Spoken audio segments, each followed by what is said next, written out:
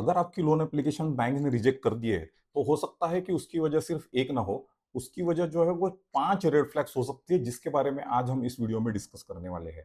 और साथ ही साथ में हम ये भी डिस्कस करेंगे कि इन 5 रेड फ्लैग्स को कैसे हम लोग फिक्स कर सकते हैं, ताकि आपके लोन प्रपोज़ल के अप्रूवल का चांस जो है वो बढ़ सकता है।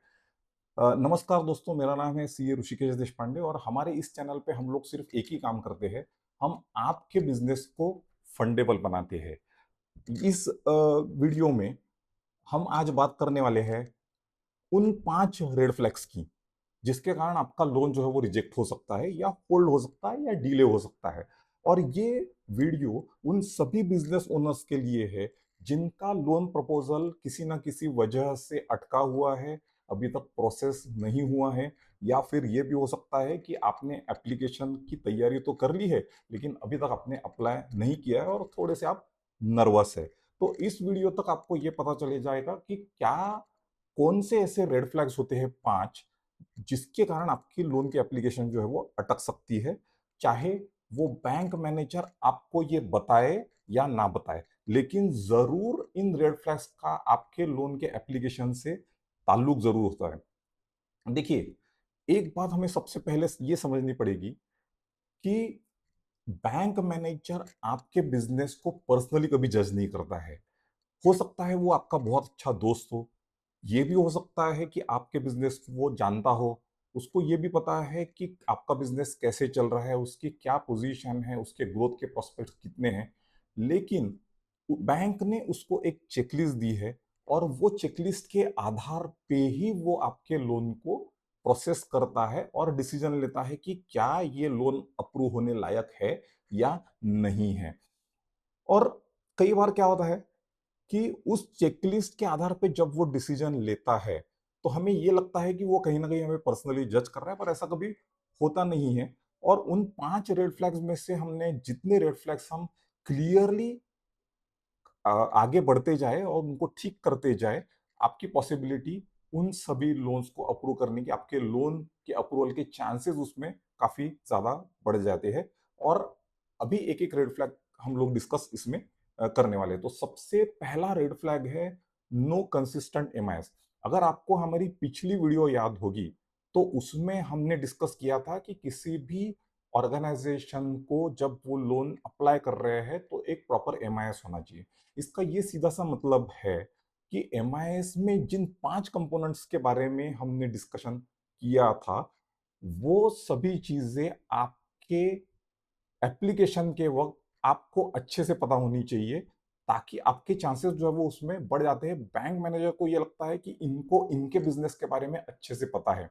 और कई बार क्या होता है कि ये 4-5 चीजें जिसके बारे में हमने पिछले वीडियो में बात की थी, वो अगर आपको पता है, तो बैंक मैनेजर को थोड़ा सा कॉन्फिडेंस आ सकता है, आता है कि हाँ, हम लोग अगर इनके साथ में काम करना चाह रहे हैं, इनका प्रपोजल अगर हम सैंक्शन कर देंगे, तो हो सकता है कि they are very clear about actually what they want to achieve, क्या एग्जैक्टली उनके बिजनेस का पोजीशन है और वो कहाँ जाना चाहते हैं, इसके बारे में उनको अच्छे से पता है।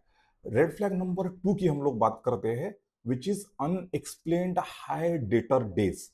देखिए, अगर आपके बिजनेस के रिसीवेबल्स 90 या 120 दिनों से ज्यादा फंसे हुए हैं, तो बैंक को लगता है कि आपका कैश फ्लो थोड़ा रिस्की है।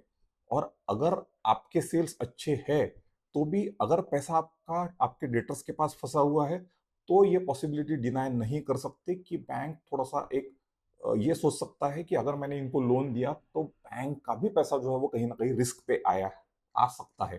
तो ये भी एक बहुत इंपॉर्टेंट रेड फ्लैग है जो आपको करेक्ट करना चाहिए। रेड फ्लैग नंबर 3 है undisclosed multiple banking. Undisclosed multiple banking का सीधा सा ये मतलब है कि आप अगर किसी दूसरे बैंक के साथ में भी अगर ट्रांजैक्शन कर रहे हो, आपका रिलेशनशिप उनके साथ में बना हुआ है, और आपने अगर डिस्क्लोज बैंक को नहीं किया, तो ये एक रेड फ्लैग हो सकता है। क्योंकि बैंक का एक अलग प्रोसेस है जिसमें वो खुद ये सभी चीज़ों का एनालिसिस करके कि आपके ट्रांजैक्शन कितने और बैंक्स के साथ है या नहीं, ये भी ट्रैक करने का उनका एक अच्छा मैकेनिज्म होता है। तो ये चीज़ हमने कभी छुपानी नहीं चाहिए, ये हमें प्रॉब्लम में ज़रूर डाल सकती है। और ये बहुत कॉमन रेड फ्लैग है। और कोई भी आपका इनऑपरेटिव अकाउंट है या नहीं है, आपको हर अकाउंट बैंक को डिस्क्लोज इसमें करना चाहिए। रेड फ्लैग नंबर 4 की हम लोग बात करते हैं, जिसको दो पार्ट्स में हम बांटेंगे। पहला है स्टॉक स्टेटमेंट और फाइनेंशियल स्टेटमेंट के बीच के फिगर्स का मिसमैच। क्योंकि कई बार क्या होता है कि 31 मार्च की हमारी जो बैलेंस शीट बनती है और 31 मार्च का स्टॉक स्टेटमेंट हम लोग जब बैंक को सबमिट करते हैं, तो उसमें पाया जाता है कि बहुत सारा वेरिएशन है और आप उसको एक्सप्लेन ही नहीं कर पाते। तो अगर ऐसी कोई पोजीशन है, तो आपके पास उसका एक्सप्लेनेशन प्रॉपर रिकॉर्ड पे होना बहुत जरूरी है। और आप कि बैंक के ट्रांजैक्शन से भी ये सब्सटेंशिएट होना चाहिए कि ये डिफरेंस आप जो बोल रहे हो कि what exactly could be the reason जिसके कारण आपके स्टॉक के फिगर्स और आपके फाइनेंशियल स्टेटमेंट के फिगर्स में वेरिएशन है।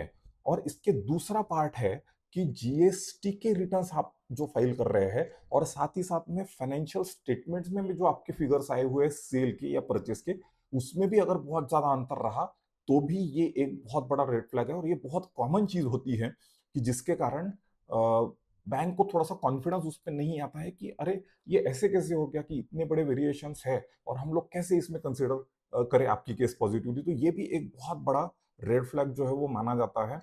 बैंक को इसमें ये लगता है कि कहीं ना कहीं जो आप उनको डेटा दे रहे हो मंथ ऑन मंथ बेसिस पे, फॉर एग्जांपल जीएसटी की रिक्वायरमेंट जब वो पुश कर रहे हैं कि आप हमें जीएसटी का डेटा दीजिए, या हो सकता है कि मंथली बेसिस पे आप जो है वो स्टॉक स्टेटमेंट जो सबमिट कर रहे हैं, तो बैंक को ये लगता है कि आप उन्हें रिलायबल डेटा नहीं प्रोवाइड कर रहे। तो यहाँ पे ट्रस्ट डेफिसिट जो है वो बहुत आ सकता है। कोई भी रेड फ्लैग जिनके बारे में हम लोग बात कर रहे हैं, ये सबसे इंपॉर्टेंट रेड फ्लैग है। क्योंकि ट्रस्ट डेफिसिट एक बार आपका हो गया तो शायद प्रॉब्लम हमारी उसमें बढ़ सकती है। रेड फ्लैग नंबर 5 की जो हम लोग बात कर रहे हैं, ये शायद आपने एक्सपेक्ट नहीं किया होगा, लेकिन अनक्लियर कोलेट्रल वैल्यूएशन, ये भी एक बहुत बड़ा रेड फ्लैग है। देखिए, कोलेट्रल का मतलब मैं आपको सबसे पहले बताता हूँ। एक एग्जांपल पकड़िए कि जैसा मैंने कैश क्रेडिट लिमिट के लिए मेरे बैंक में अप्लाई किया। अब कैश क्रेडिट लिमिट मेरा होने वाला है स्टॉक या डेटर्स के अगेंस्ट। तो ये केस में स्टॉक और डेटर्स ये मेरी हो गई है प्राइमरी सिक्योरिटी। ठीक है। और उसके अगेंस्ट बैंक ने अगर कोई एडिशनल सिक्योरिटी मुझसे डिमांड की है, लाइक लैंड या कोई प्रॉपर्टी या कोई इमूवेबल एसेट, तो वो हो गया है मेरा कोलेट्रल सिक्योरिटी ये पर्टिकुलर केस में। तो अब यहाँ पे क्या होता है कि जहां पे हम लोग कोलेट्रल सिक्योरिटी ऑफर कर रहे हैं, तो उसमें दो चीजें होना बहुत जरूरी है। पहला, एक तो आपका title it should be very clear, उसमें कोई लीगल डिस्प्यूट है या नहीं है ये भी आपको ट्रैक करना चाहिए। और दूसरा सबसे इंपॉर्टेंट कि कोलेट्रल का जो वैल्यूएशन है इट शुड बी लेटेस्ट। क्योंकि कई बार क्या होता है कि जब आपका कोलेट्रल जो ऑफर कर रहे हैं आप लैंड या बिल्डिंग, वो अगर बहुत पुराना उसका वैल्यूएशन है, तो बैंक ये बोलता है कि आप इसमें लेटेस्ट वैल्यूएशन करवा के लाइए और उसी के बेसिस पे हम लोग आपकी लोन की केस जो है वो पॉजिटिवली यहाँ पे कंसिडर कर सकते हैं। तो ये 5 रेड फ्लैग्स थी। और देखिए, जब हम एप्लीकेशन सबमिट करते हैं तो इनमें से एक रेड फ्लैग रहा या दो रेड फ्लैग रहे, तीन रेड फ्लैग रहे, जितने ज्यादा रेड फ्लैग्स है उतनी आपकी एप्लीकेशन पॉजिटिव वे में लेने का जो चांस है वो कम हो जाता है। आप एक एक रेड फ्लैग ठीक करते जाइए, आपकी पॉसिबिलिटी जो है वो इसमें बढ़ जाएगी कि आपके लोन जो है वो सैंक्शन हो जाए। अब हम लोग जो है वो फिर से एक बार देखते हैं कि हमने इस वीडियो में अभी तक क्या देखा। सबसे पहले बैंक मैनेजर एक प्रॉपर चेकलिस्ट फॉलो करता है, एक प्रोसेस फॉलो करता है, और वो कभी पर्सनल जजमेंट के बेसिस पे ये डिसीजन कभी नहीं लेता है कि आपको लोन देना है या नहीं। 5 रेड फ्लैग्स की हमने बात करी थी, उसमें सबसे पहला था कि नो कंसिस्टेंट एमआईएस। दूसरा था अनयूजुअल डेटर रिकवरी पीरियड, अगर बहुत ज्यादा डेटर रिकवरी का पीरियड आउटस्टैंडिंग है तो आप ये एक red flag. Third is undisclosed multiple banking. Fourth is stock और फाइनेंशियल स्टेटमेंट्स की फिगर का मिसमैच, और उसी का दूसरा पार्ट जीएसटी और फाइनेंशियल स्टेटमेंट्स का मिसमैच। और पांचवा है अनक्लियर कोलेट्रल की पोजीशन। तो ये 5 रेड फ्लैग है और इसमें जितने रेड फ्लैग्स हम लोग ठीक करते जाएंगे, हमारी प्रॉपर पोजीशन बनते जाएगी कि हम एक सक्सेस की तरफ बढ़ पाए जब हम लोन की एप्लीकेशन यहाँ पे करेंगे। तो दोस्तों, अगर आपको ये वीडियो काम की लगी है तो आप इस वीडियो को आपके उस दोस्त के साथ में शेयर कीजिएगा जो अभी बैंक के लोन के लिए स्ट्रगल कर रहा है और शायद हो सकता है कि इस वीडियो की वजह से उनकी एप्लीकेशन जो है वो पॉजिटिवली कहीं ना कहीं वर्कआउट हो जाए। और अगर आप चाहते हैं कि हम लोग हर वीक में ऐसे ही प्रैक्टिकल टिप्स आपके मोबाइल पे विदाउट एनी एफर्ट आती रहे, तो प्लीज़ हमारे चैनल को सब्सक्राइब कीजिएगा, वीडियो को लाइक कीजिएगा और आपके दोस्तों के साथ शेयर भी कीजिएगा। याद रखिएगा, बैंक मैनेजर और इन्वेस्टर्स ये दोनों प्रॉपर चेकलिस्ट फॉलो करते हैं और साथ ही साथ में वो उन्हीं को फंड करते हैं जिनकी तैयारी पहले से है।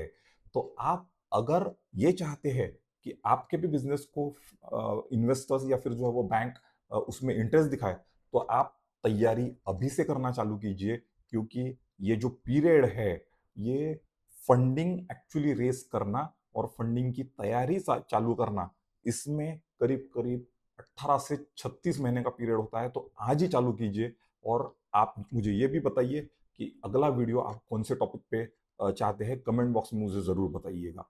अगले वीडियो में मिलते हैं, तब तक के लिए